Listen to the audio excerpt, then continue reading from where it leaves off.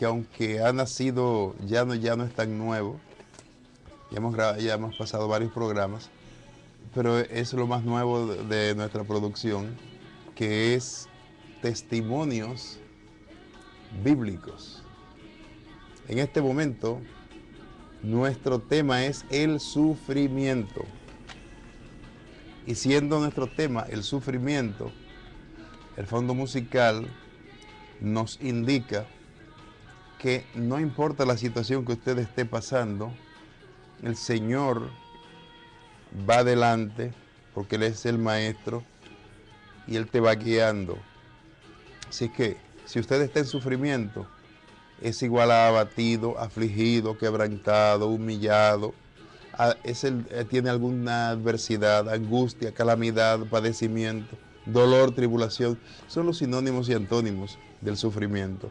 Pues vamos a entrar en la palabra de Dios para saber cuál es la medicina y cuál es la salida a esa situación. Entremos en Isaías 53. El tema de hoy, el sufrimiento. Les habla el ministro Francisco Jiménez, miembro del Consejo Directivo de la Organización de Ministros Hispanos de Nueva York en el área de Relaciones Públicas a nivel de asistencia.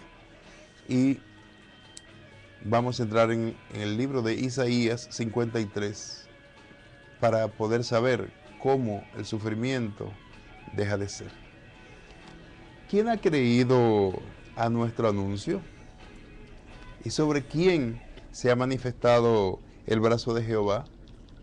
Subirá cual renuevo delante de él y como raíz de tierra seca.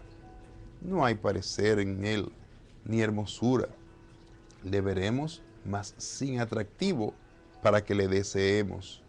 Despreciado y desechado entre los hombres, varón de dolores, experimentado en quebranto, y como que escondimos de él el rostro, fue menospreciado y no le estimamos.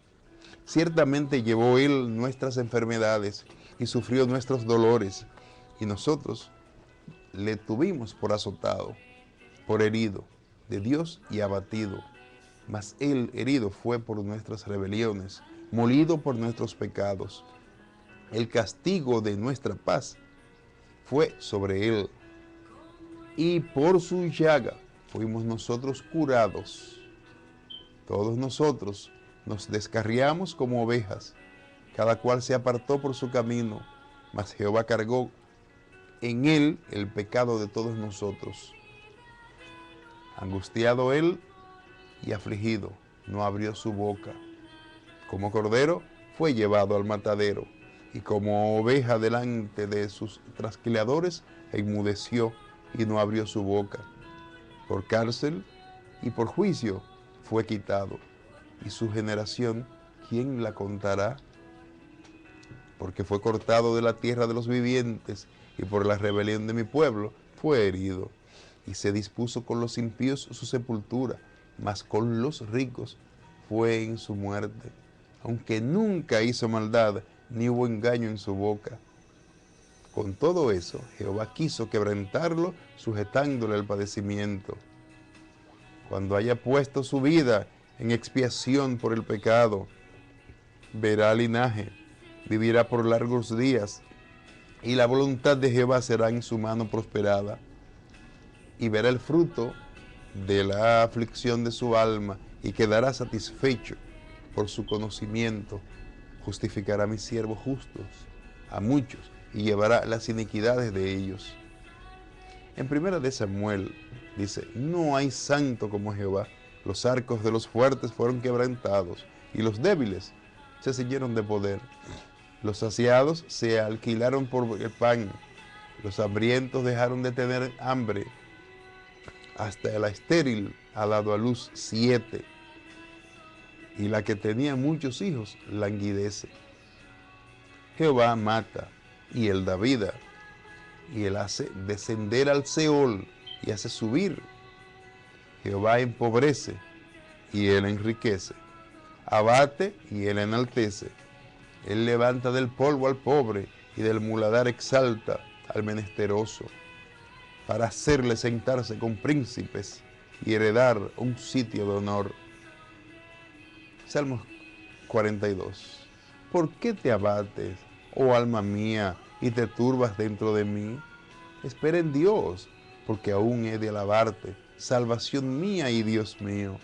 Dios mío, mi alma está abatida en mí. Y en Lucas 10, hasta el Hades será abatido. Romanos 12. Así que, hermanos, os ruego por la misericordia de Dios que presentéis vuestros cuerpos en sacrificio vivo, santo, agradables a Dios, que es vuestro culto racional. No os conforméis a este siglo, sino transformaos por medio de la revelación de vuestro entendimiento, para que comprobéis cuál sea la buena voluntad de Dios, agradable y perfecta, en los que requieren diligencia, no perezosos, fervientes en espíritu, sirviendo al Señor, gozosos en la esperanza, sufridos en la tribulación, constantes en la oración. Porque Primera de Corintios, el amor es sufrido. Primera de Pedro, ¿qué persona, qué tiempo indica el Espíritu de Cristo que estaba en ellos, el cual anunciaba de antemano los sufrimientos de Cristo y las glorias que vendrían tras ellos? Y Primera de Corintios dice, así que ni el que planta es algo, ni el que riega, sino Dios que da el crecimiento. Y Dios me dio una alabanza en esa base. Yo sembré, mi hermano regó, pero el crecimiento lo ha dado Dios. Bendito sea el Señor. Pasemos a 2 de Corintios, de Timoteo, donde tú pues, hijo mío, esfuérzate en la gracia que es en Cristo Jesús. Tú pues sufre penalidades como un buen soldado de Jesucristo. Ninguno que milita se enreda en los negocios de la vida, a fin de agradar a aquel que lo tomó por soldado. Y también el que lucha como atleta no es coronado si no lucha legítimamente. El labrador, para participar de los frutos, debe trabajar primero. Considera lo que digo, y el Señor te dé entendimiento en todo. Porque en Efesios 4, yo pues, preso en el Señor, os ruego que andéis, santo Dios, como es digno de la convocación con que fuisteis llamados, con la humildad y mansedumbre, soportándoos con paciencia los unos a los otros, en amor. Y Hechos, no os toca a vosotros saber los tiempos o las sazones que el Padre puso en su sola potestad, pero recibiréis poder cuando haya venido sobre vosotros el Espíritu Santo, y me seréis testigos en Jerusalén, en toda Judea, en Samaria y hasta lo último de la tierra. Ya que en Efesios, el cual la superintendencia y supereminente grandeza de su poder para con nosotros los que creemos, según la operación del poder de su fuerza, la cual operó en Cristo, resucitándole de los muertos y sentándole a su diestra en los lugares celestiales, sobre todo principado y autoridad y poder y señorío, y sobre todo nombre que se nombra, y sometió todas las cosas bajo sus pies, y lo dio por cabeza sobre todas las cosas de la iglesia. Y él dio vida a vosotros, cuando estaréis muertos en vuestros delitos y pecados, en los cuales anduvisteis en otros tiempos, siguiendo la corriente de este mundo, conforme al príncipe de la potestad del aire, el espíritu que ahora opera en los hijos de desobediencia, estando atestados de toda injusticia, fornicación, perversidad, avaricia, maldad, llenos de envidia, homicidios, contiendas, engaños y malignidades, murmuradores, detractores, aborrecedores de Dios, injuriosos, soberbios, altivos, inventores de males, desobedientes a los padres, necios, desleales sin afecto natural, implacables, sin misericordia. ¿Quién, habiendo entendido el juicio de Dios, que los que practican tales cosas son dignos de muerte, no solo las hacen, sino que también se complacen en lo que practican? El Señor me dijo en Hechos 3:19, así que arrepentíos y convertíos, para que sean borrados vuestros pecados, para que vengan de la presencia del Señor tiempos de refrigerio. Porque no podemos dejar de decir lo que hemos visto y oído. Quien les habla, el ministro Francisco Jiménez, tomó en serio lo dicho en Hechos 3:19.